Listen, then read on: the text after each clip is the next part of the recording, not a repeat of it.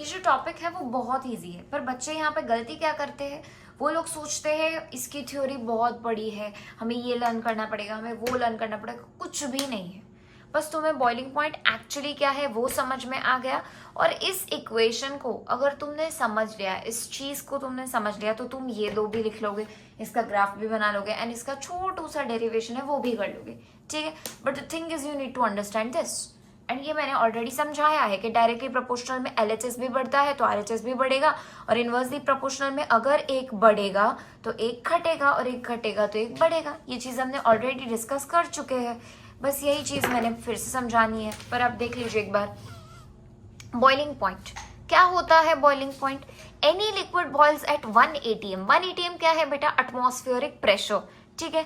Atmospheric pressure को ही हम 1 atm बोलते हैं, जिसको हम 1.033 बार 760 mm of Hg। अगर तुम्हें इंप्रेशन बनानी है सप्लीमेंट्री में टीचर के सामने, तो तुम ये सब भी यूज कर सकते हो, ठीक है। By attaining equilibrium with the atmospheric pressure called boiling point. कोई भी लिक्विड बेटा बॉईल हो जाता है, उसमें बबल्स आने शुरू हो जाते हैं। कब वो बॉईल होता है, जब वो इक्विलिब्रियम अटेन कर लेता है with the atmospheric pressure which is 1 atm, तब उसको बोलते हैं कि वो उसका बॉइलिंग पॉइंट है, ठीक है। और एलिवेशन का मतलब है इंक्रीज, बॉइलिंग पॉइंट में इंक्रीज आना। अब यही चीज समझनी है, vapour pressure is inversely proportional to boiling point. अगर किसी चीज का वेपर प्रेशर ज्यादा है तो उसका बॉइलिंग पॉइंट क्या होगा, कम। क्यों, क्योंकि ये इनवर्सली प्रोपोर्शनल है। तो तुम ये स्टेटमेंट लिख दो, इन सब चीज लिखने के बाद इसका स्टेटमेंट लिख दो कि भाई क्योंकि वेपर प्रेशर इनवर्सली प्रोपोर्शनल है बॉइलिंग पॉइंट के, तो किसी चीज का अगर ज्यादा होगा तो ये कम होगा, और किसी चीज का अगर वेपर प्रेशर कम है बेटा तो बॉइलिंग पॉइंट ज्यादा होगा। अब तुम मुझे खुद बताओ, हमने आगे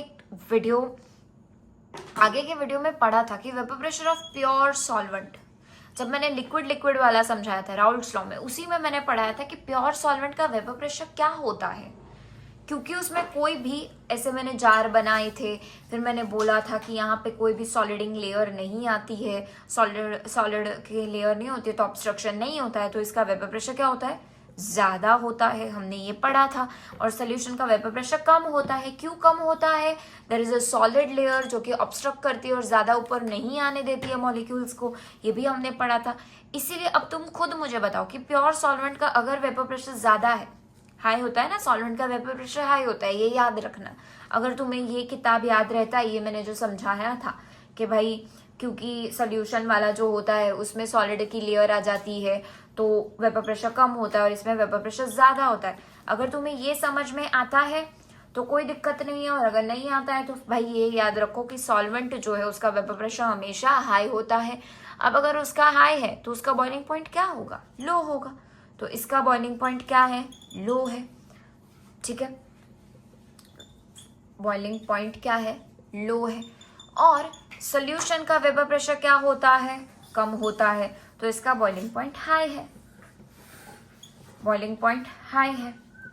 तुम खुद इसे समझ भी सकते हो, अगर तुम किसी पानी को उबाल रहे हो तो वो जल्दी उबलेगा, ठीक है। बट अगर तुम पानी में चीनी डाल के उबाल रहे हो तो उसे देर लगेगी उबलने में, ठीक है।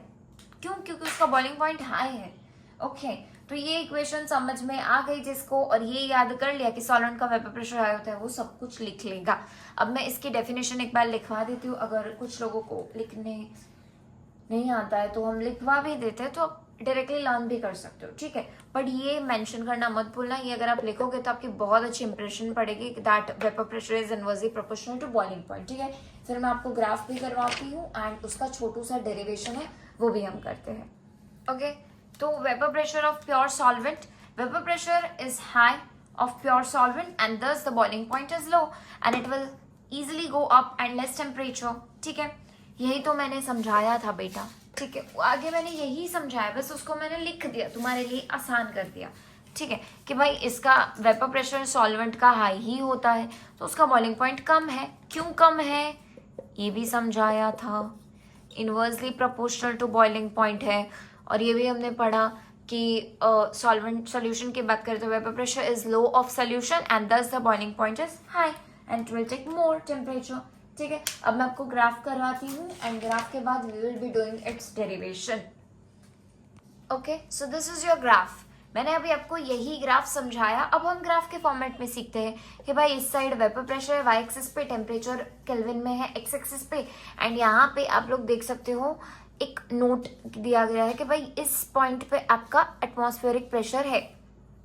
और मैंने क्या बोला था कि एटमॉस्फेरिक प्रेशर पे ही कोई भी लिक्विड बॉयल करता है, मतलब यहाँ पे मैंने ये 2 लाइन बनाई है।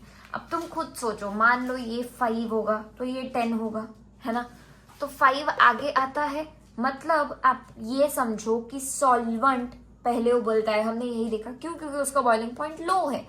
मैं फिर से बोल रही हूँ, उसका वेपर प्रेशर हाई है, बॉइलिंग पॉइंट लो है, तो वो जल्दी उबल जाएगा, तो वो जल्दी ऊपर चला जाएगा, ठीक है। तो और हमने ये भी पढ़ा है कि सॉल्वेंट वाले टर्म्स को हम टीबी नॉट से ही रिप्रेजेंट करेंगे। जहां पे भी नॉट दिखता है इसका मतलब वो चीज किसके लिए है?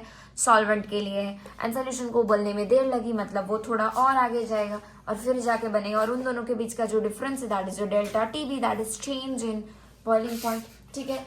तो बस यही चीज है, that TB naught is your temperature for pure solvent, ठीक है, where TB is your temperature for solution and delta TB, इससे याद रखना, delta TB को आप बोलेंगे change in solution, sorry my mistake, change in temperature. Okay, so this is the equation, delta TB is equals to TB minus TB naught, okay.